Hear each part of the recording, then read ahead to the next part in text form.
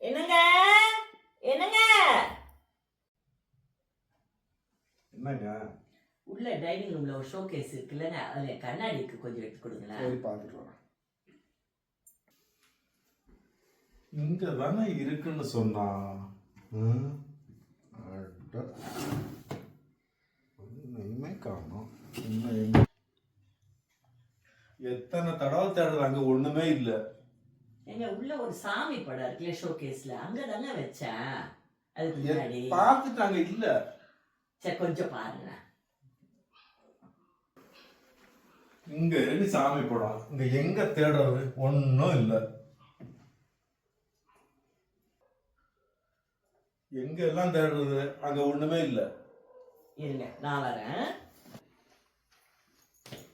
ஏங்க இங்க தானங்க இருக்கு, இது உனக்கு தாக்க தெரியல.